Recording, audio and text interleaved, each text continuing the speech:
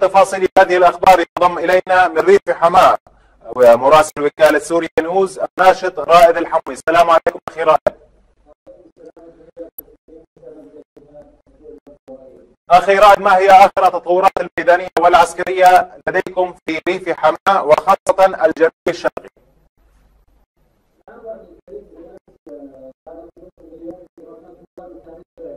الكافات وكتيبة جرسوس دفاع جوي طبعا. نعم. فتحت سلطة النصر عملية استشهادية عملية استشهادية هدفت معظم أرجاء مدينة حماة. نفي إصدار منتصف الليل بقرب من قرية الكافات جنوب الشرق، وتلاها اشتباكات عنيفة بقرب من الكتيبة القديم من قرية الكافات.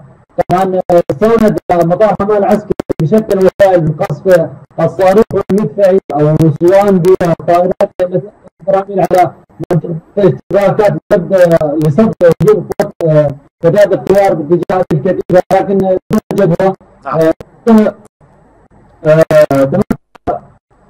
حتى الابطال من تحرير كتيبه دفاع جوي زور السوس وقدموا نحو الكافات وتم تحريرهم من رد عصابات الاسد، حيث تبين هذا اعلام فلك حمص ان هناك غزوتين كانت في الوقت نفسه نستنصروكم وغزوه فانهم يلومون، حيث كانت غزوه استنصروكم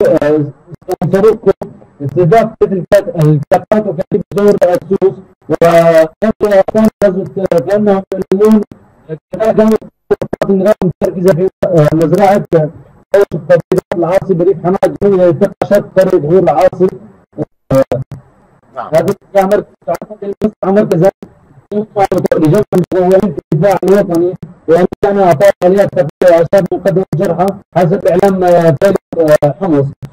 طبعا هذه المعركه كانت ردا على النكسه التي حصلت في مدينه سرمين بريف ادلب والممارسات المشروعه بحق الاهالي في حي الوعر بحمص.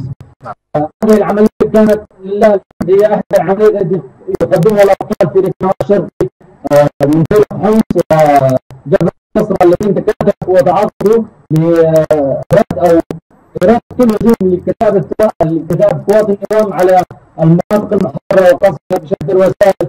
حتى اليوم الصباح أراد النظام بقصف المدنيين بطائرات الحرب، حيث شنع 4 غارات على قرية حماة عمر، غارتين على ناحية عقربات، يعني تقدم على الأرض بقصف المدنيين في تلك المنطقة. نعم أخي رائد، طبعا أنت ذكرت أن هناك غزوة فإنهم يألمون في ريف حماة الجنوبي قام بها طبعا فيلق حمص. طيب ما بعدها عن الكافات، قرية الكافات هل هي قريبة؟ بالإضافة أيضا لهذه الكتيبة كتيبة الدفاع الجوي، ما أهميتها وما أهمية قرية الكافات بالنسبة لتمركز عصابات الأسد في المنطقة؟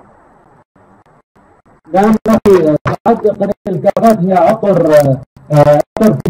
تجارة النظام أنها توجد فيها كثير من لجان الدفاع الوطني، وهي تعد كذلك الأمر كقرية بريف حماة الجنوبي تجتمع القوات الدفاع الوطني واللجان التشبيهية من كافة قرى بريف حماة الشرقي سواء المسيرية أو الحوادث المكثرة في تلك المنطقة، فهي تعد نعم قوات عناصر اللجان الدفاع الوطني.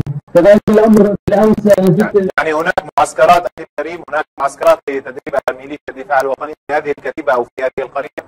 نعم هناك معسكرات لتدريب المعارضين وتدريب قوات النظام وتشبيحها لجان الدفاع الوطني، وبالامس تم نتيجه اشتباكات مقتل قائد لجان الدفاع الوطني الشعبيه سعود حسان الزال وقتل عناصره في تلك المنطقه، كذلك تم مقتل الشبيحه والتي تم وهم مسؤولين عن تمويل الشبيحه في تلك المنطقه كما ذكرت لك في ريف حماة الشرقي.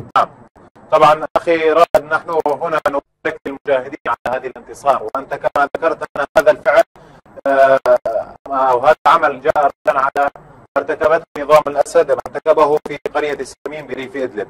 طبعا هنا ارجو ان يقبلوا مني هذه الملاحظه، يعني لماذا ننتظر الفعل من النظام ويكون رد الفعل منه؟ لماذا لا نمتلك زمام المبادره ونقوم بالهجوم قبل ان يرتكب المجازر. نظام الأسد لم يكتفي منذ 2011 ونحن الآن في السنة الخامسة للثورة السورية، لم يكتفي ولم يتوانى عن قتلنا بشكل يومي. لماذا لا يكون هناك أعمال متتابعة من قبل الجيش الحر في خاصة في ريف حماة؟ يعني صاروا 6 شهور تقريبا لا نرى منه أفعالا تذكر إلى اليوم. يعني نبارك لهم للمجاهدين، لكن نتمنى أن يحافظوا على زمام المبادرة ولا يدعوا فرصة للنظام بارتكاب المجازر.